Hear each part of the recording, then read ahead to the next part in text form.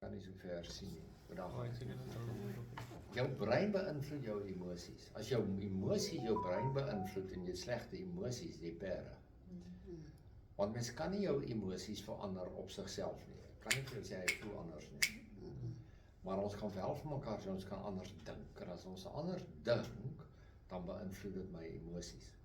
So ons het ons dink baie keer op die ingewing van die oomblik.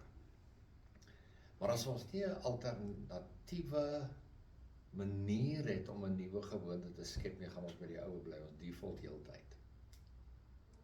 So my vraag aan jou is, hoe sal jou aandprogram, jou aandroetine, jou aandgewoontes, hoe sal jy dit, dink jy, kan/moet verander?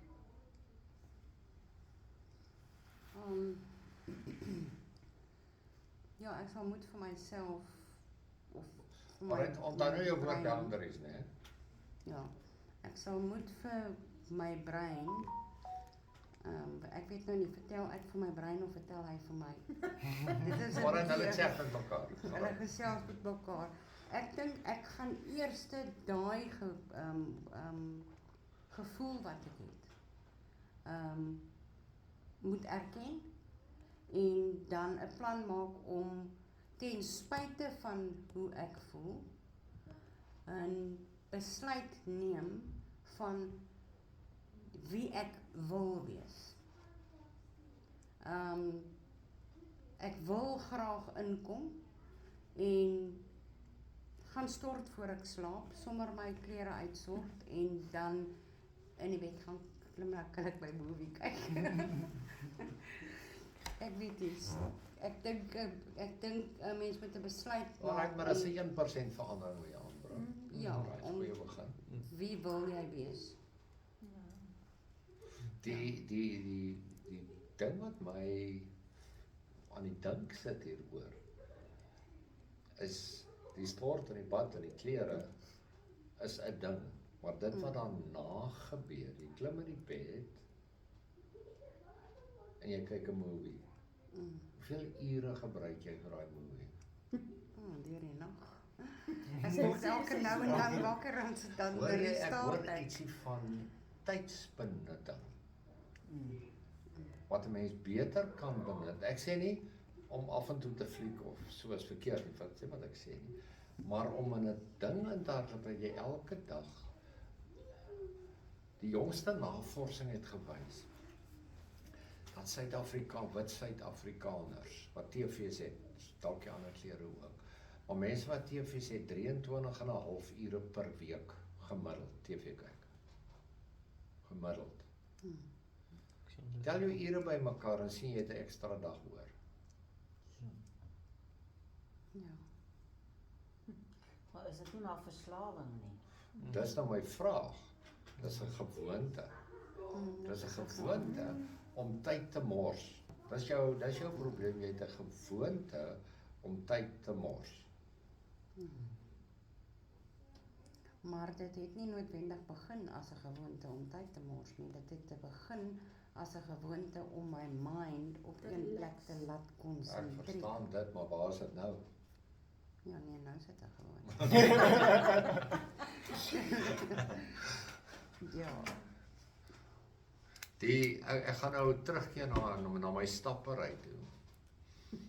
Ek sê vir julle, ek stoei nou op die stadium, maar ek wil nie die oggend 5 uur opstaan, daai wekker afgaan en wil ek ding flenters gooi. Want dan het ek hoogstens 6 ure geslaap. Ek gaan slaap nie voor 11 uur nie. Dan het ek 6 ure geslaap. Dan wil ek daai wekker weggooi. Maar dit was nie voor die tyd so. Dat ek voor die tyd Voor jy nou siek geraak het en so aan, toe jy nog gesond was en die wekker gaan 5 uur af. dan het ek opgestaan en gegaan. En nou net daai paar dae wat jy geskiep het. Ek gaan nou sukkel om op te kom. Maar jy's reg. Jy weet 'n ding wat jy eenmalig doen, jy sien, dis nie te sleg, nee. Word maklike 'n gewoonte. En my aanvoeling is om te sê ou het nodig om te gaan dink om 1% veranderings elke dag te maak. Jy het nou klaar een gedoen deur die klere sommer in die wasbak te gooi, in die Dis mandjie te gooi. Dis klaar 1%. Ja, een ding wat ek verander het by die huis, of nie verander by die huis, ja, is by die huis, maar vir myself. Ek is baie lui om skorrelgoed te was in die aand. Dan gaan ek eerder, maar môreoggend as ek hy trappe afklim en ek sien hy kombuis, dan dink ek, "Haai, wat jy kon niemand net die skorrelgoed gewas." Ek meen dit frustreer myself en nou wat ek nou doen. Ek sorg voor ek opgaan kamer toe, my kombuis skoon is. En as ek daar met die trappe afkom in die oggend, as ek 'n rustiger mens. Maak jou rustiger. Julle hoor hoe dat jou storie, bietjie van my en haar storie, alles ook draai rondom die woord van selfdissipline. Selfdissiplineer. En dis 'n ding wat hier lê. Dis 'n ding wat nie in jou emosies lê nie. Dis 'n ding wat hier in jou kop lê. As jy by 'n moeilike dokter ingaan, ja, daai dokter wat nie weet hoe lyk 'n smile nie. As jy daar ingaan, is dit 'n moeilike ding, maar selfdissipline om nie verby te raak. Ja. Ek het eintlik nog ons vandag dit is eintlik nog ons die spyker nog ons raak geslaan daar. Want dit was Dr. De Vos. Nou, ek het hom een keer ontmoet, dit was laasweek geweest. En vir some reason het die vroukie my vandag weer gebel om te sê daar is nou 'n opportunity ek kan hom vandag weer gaan sien. Dan ek nee, gaan nie vandag gaan sien. Maar okay, dit is 'n ding van ek het vir myself gesê ek moet eers my kennis bietjie verbeter voordat ek hom weer gaan sien. Maar ja, maar hy was een van daai het nou nie so heeltemal baie gesmaal soos ek hoop het hy gaan. So ja. As hy van laat my dink as per om daarin te gaan wel. Okay, Lenora, jy gaan vir ons verder hierdie storie kom vertel en hoe jy hierdie atomic habit geïmplementeer het in daai storie. Ek sal dit doen. Ja, maar ek dink almal van ons het sulke stories wat ons met mekaar, dis tot deel van ons saamwees. Ja, ons en Armando, ons hier is nie om met 'n boek voor ons te sit nie. Ek vertrou julle vir die lees van die boek. Hier vat ons dit wat ons gelees het en ons maak dit prakties en ons sit hom in. Hoekom? Want as ons dit nie hier prakties insit nie, maar ons sit dit net in 'n boek en hoe gaan ons iemand anders help? Ons gaan nie ander mense gehelp kry as ons dit nie self prakties doen, prakties implementeer ons eie lyf voel. Ons gaan dit nie reg kry nie. En ten diepste woon jy hierdie goede by nie terwille van jouself nie, maar om mense te kan help. Dit is ons nou eintlik maar die diepste waaroor dit gaan. So dis wat ons hier doen, ons praktiseer die goed wat ons gelees het. Ek wil graag aangaan na hoofstuk 4 toe.